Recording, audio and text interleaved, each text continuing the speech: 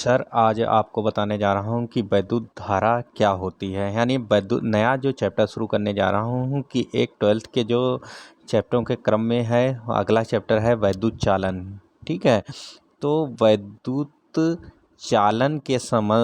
चालन जो शुरू किया है उसमें जो है पहली परिभाषा हमारे पास आ जाती है। वैद्युत चालन का मेन तात्पर्य क्या होता है कि किसी भी चालक में प्रवाहित क्या होती है, वैद्युत धारा प्रवाहित होती है। तो वैद्युत धारा की बात करते हैं तो वैद्युत धारा क्या होती है, किसी चालक में आवेश प्रवाह की गति की अवस्था को ही हम वैद्युत धारा कहते हैं। जैसे कि हम जानते हैं कि कोई भी चालक है, चालक में धारा तो प्रवाहित नहीं होती है, उसमें जो मुक्त इलेक्ट्रॉन होते हैं किसी भी आयंस के, मान लिया जाए ये एक आयंस है, इसका मुक्त इलेक्ट्रॉन ये है, ये आयंस है, इसका मुक्त इलेक्ट्रॉन ये है, ये आपस में गति करते हैं। तो इसी का जो प्रवाह होता है आवेश, उसी को कहते हैं वैद्युत धारा। तो चलिए अब आगे की ओर बढ़ते हैं कि वैद्युत धारा की माप आवेश प्रवाह की दर से की जाती है और किसी परिपथ के एकांक समय में जितना आवेश प्रवाहित होता है उसे उस परिपथ की वैद्युत धारा कहते हैं। ठीक है, उसे उस परिपथ की वैद्युत धारा कहते हैं। ये हो गया वैद्युत धारा की माप आवेश के प्रवाह की दर को कहा जाता है और किसी परिपथ के एकांक समय में जितना आवेश प्रवाहित होता है उसे उस परिपथ की वैद्युत धारा कहते हैं। माना स्मॉल टी समय में क्यू आवेश प्रवाहित हो तब धारा कितनी होगी, I equal to the Q by T हो जाएगी, जहाँ पर क्यू क्या हो जाएगा, जो आपका आवेश है, और टी क्या हो जाएगा, आपका समय है। ठीक है, अब इसी क्रम में हम लोग कहते हैं कि धारा एक सदिश राशि है, वैद्युत धारा एक अदिश राशि है। क्योंकि अब यहाँ पर सबसे बड़ा विरोधाभास यह होता है कि धारा की एक दिशा होती है, कहते हो कि इस तरीके से पॉजिटिव टर्मिनल से बैटरी के फ्लो होती है, नेगेटिव टर्मिनल में आके रुक मिलती है। ठीक है, तो ये इस डायरेक्शन में ये बहती है धारा किसी भी परिपथ में। तो अब ये यहाँ पर एक विरोधाभास ये आता है कि विद्युत धारा एक अदिश राशि है अथवा सदिश राशि है। तो हम इसको जानने के लिए हम लोग देखते हैं क्या है। चलिए यहाँ पर आ गए। अब दो धारा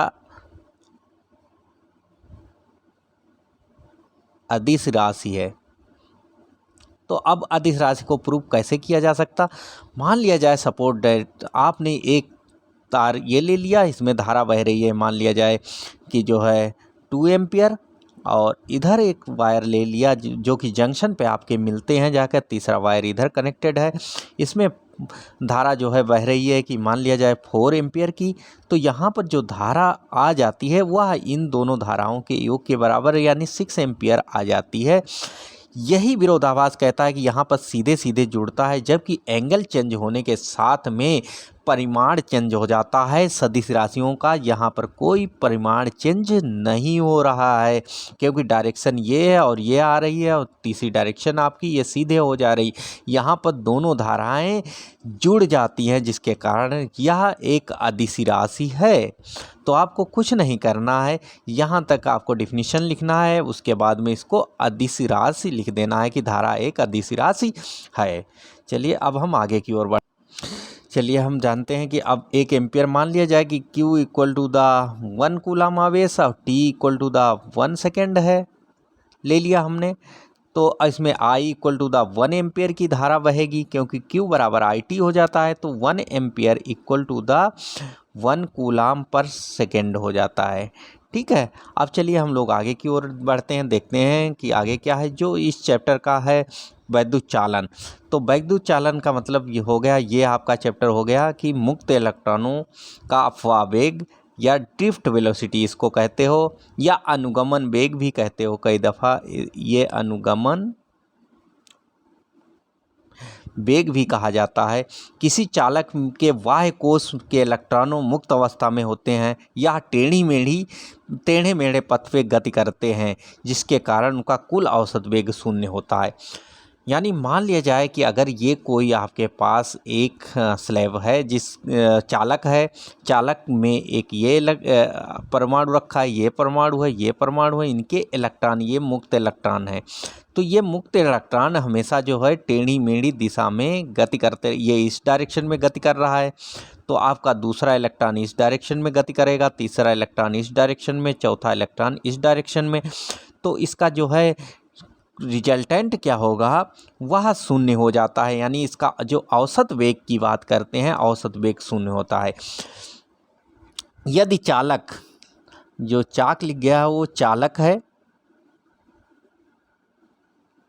चालक को किसी बाह्य विद्युत क्षेत्र में रखा जाता है, तब इलेक्ट्रॉन टेढ़ी मेढ़ी गति करते हुए भी एक सिरे से दूसरे सिरे की ओर पहुंच जाते हैं। तो इसी वेग को अनुगमन वेग कहते हैं। यानी मान लिया जाए कि आपके पास एक नया स्लैब आ गया, तो उसमें इलेक्ट्रॉन यहाँ से एक सिरे से धातु के एक सिरे से दूसरे सिरे तक पहुंच जाते हैं, वो टेढ़ी मेढ़ी गति करते हुए भी। तो उसका जो औसत वेग है इलेक्ट्रॉनों का, वह कुछ ना कुछ होता है, जिसे हम अनुगमन वेग कहते हैं। चलो हम एक ग्राफिक्स के माध्यम से आपको समझाने की कोशिश करते हैं कि अनुगमन वेग कैसा होता है। अब चलिए इस ग्राफिक्स के माध्यम से मैं आपको बताता हूं कि अनुगमन वेग किस तरीके से कार्य करता है, किस तरीके से, इस तरीके से, मतलब ये जो रेड इलेक्ट्रॉन्स हैं वो फ्लो करते हैं उस तरीके से, और वो एक ही डायरेक्शन में चले जाते हैं आपके, ठीक है।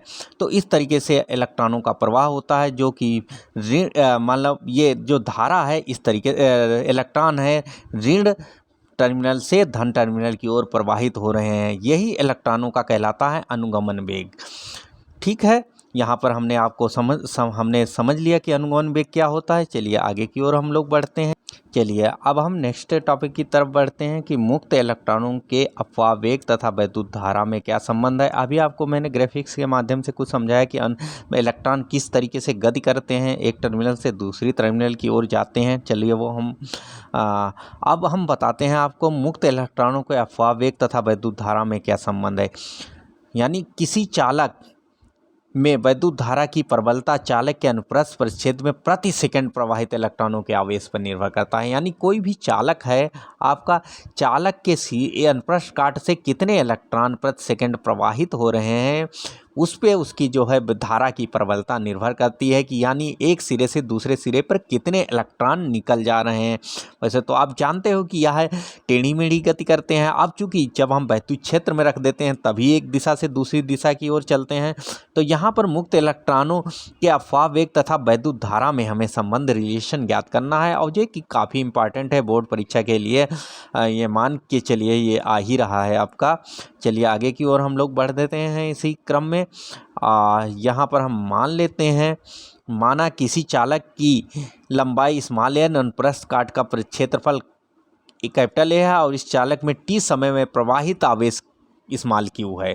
यानी क्यू, तो Q I equal to the Q by T हो जाएगा। इसे इक्वेशन नंबर 1 आप बना के छोड़ सकते हैं। चलिए अब थोड़ा हम और आगे की ओर बढ़ते हैं कि मान लिया प्रवाहित कुछ आवेश, उसके क्रॉस सेक्शन में प्रवाहित आवेश माना चालक की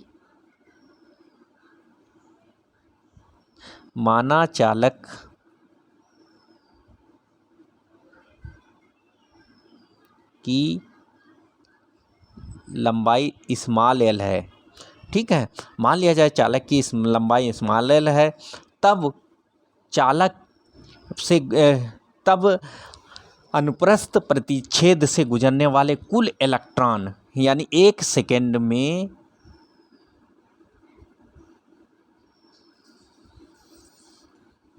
चालक के अनुप्रस्थ क्षेत्रफल से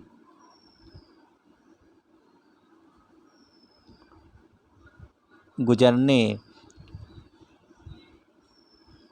वाले, ठीक है, कुल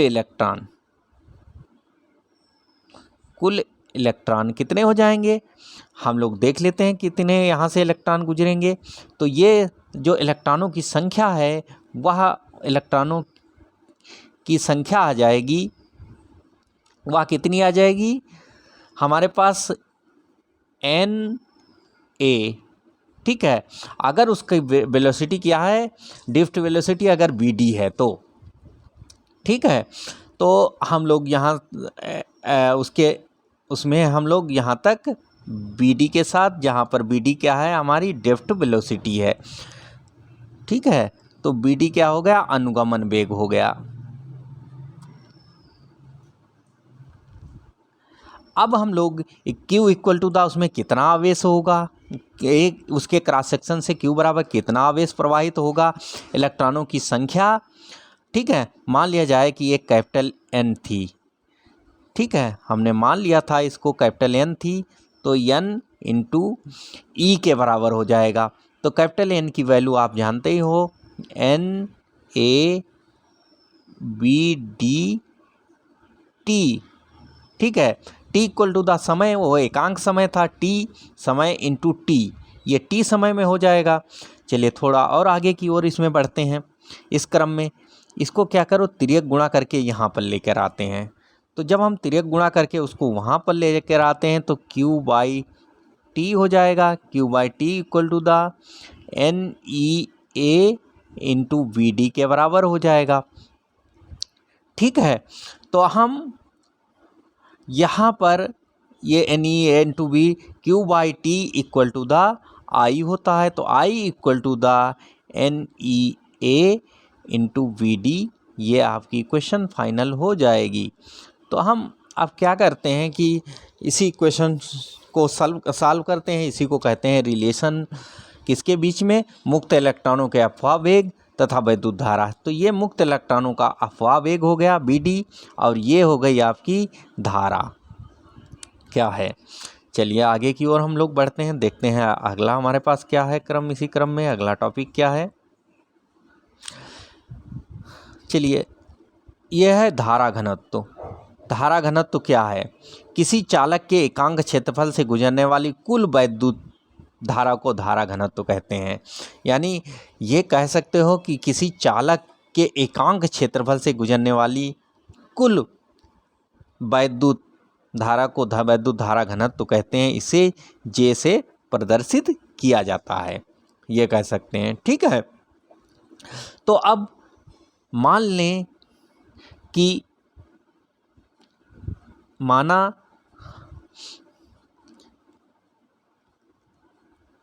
किसी चालक का एकांक क्षेत्रफल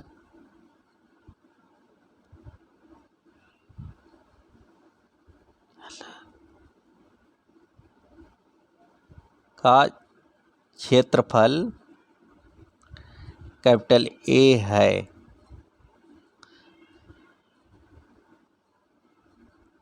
तथा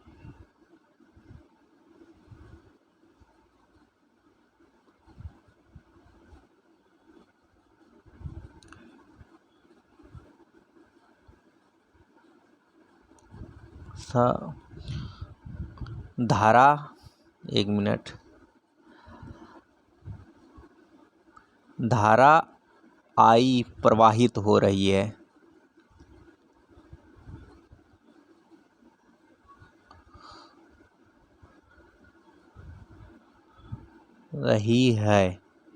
ठीक है, ये हमारा हो गया, उसमें धारा I प्रवाहित हो रही है। अब हम देखते हैं कि हमारे पास जो करंट डेंसिटी जो होगी वह J equal to the I by A होगा। अब इसका जो मात्रक हो जाएगा, आप जानते हो इसका मात्रक आराम से निकाल सकते हो, धारा का मात्रक एम्पियर और ये प्रति मीटर स्क्वायर, यानी ampere dash metre to the power -2, ये आप इसका मात्रक लिख सकते हो। और दूसरी बात ये इसमें अनदर इम्पॉर्टेंट बात यह है कि जो धारा घनत्व है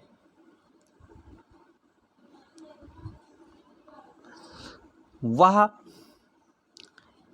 एक सदिश राशि है, ठीक है, जबकि धारा एक अदिश राशि होती है और यह एक सदिश राशि है।